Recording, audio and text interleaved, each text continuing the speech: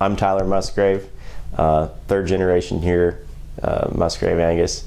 Our family's been raising Angus cattle since the 1960s. We all have a true passion for raising Angus cattle, and pretty much cattle are our lives. Cattle are how we make a living around here. So everything we do around here is centered around family and around Angus cattle. Kind of a close family community here. So and all kind of centered around the Angus cow. My father, I guess, founded the cattle operation when he was in 4-H, around 10 years old. I think it was around 1961 or 62, that time frame.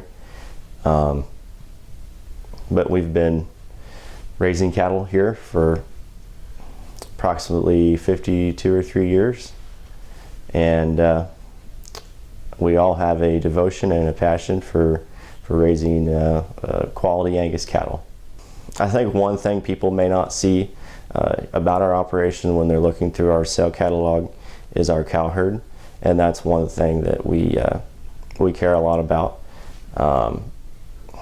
We like cattle that are sound-footed. My dad always taught us growing up that a good animal starts from the ground up, so you have to have a good foot and good leg set, and then if that's good, then you worry about the rest of the animal. But I guess we kind of held and stuck to that motto over the years, and you can see that when you look through our cows, as well as udder quality. We're very picky, I guess. There's nothing more pleasurable when you go out on through the pasture and look at cattle and can see one nice cow after another that all have that same body mold and phenotype that we're trying to create. So I think when you come here and look at the cow herd, you can see how even they are, and kind of see the type of cows we're trying to raise. And that's very important, you know. I like to see that consistency in the cow herd, and a good cow in my mind is one that can go out and raise 10 calves in a row, you know. Fertility is very important. A cow that breeds back every year has a tight calving interval.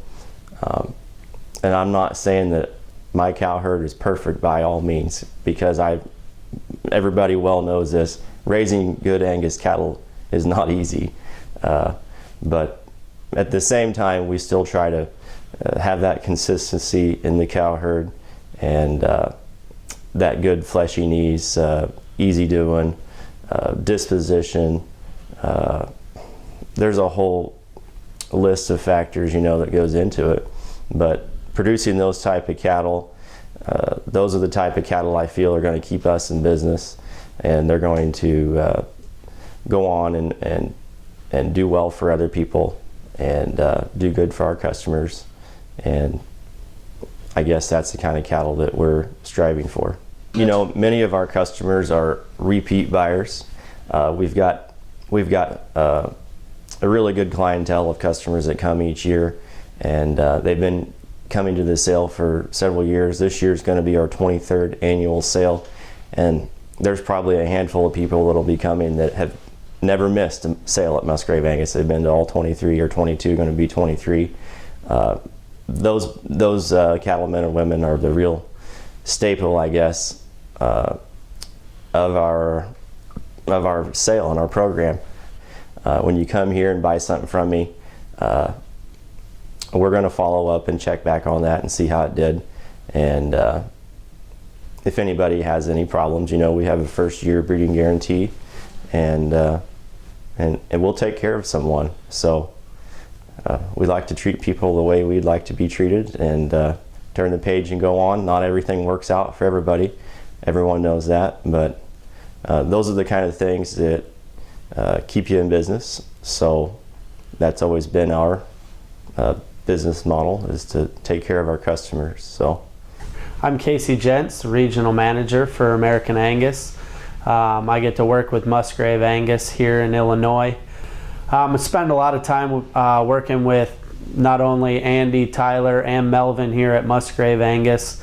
helping them not only with their sale but throughout the year with the different programs that American Angus Association has to offer our members. People come to Musgrave Angus for a lot of different reasons. Not only the cattle are great, they fit a lot of different environments and a lot of different roles in the beef industry, but the people are second to none here at Musgrave Angus. Whether it's Melvin, Tyler, or Andy, they're willing to go the extra mile for their customers, and it shows over and over again with the amount of repeat customers they have show up in the stands every year at the production sale, and the follow-up that they have with their customers is absolutely tremendous. What would be unique about some of the buying the genetics here at Musgrave Angus? They're some of the most sought after genetics anywhere in the country. Andy, Tyler, and Melvin are some of the best cattle breeders, best Angus breeders around, and they do an excellent job of finding cattle that fit the balance of phenotype and genetics.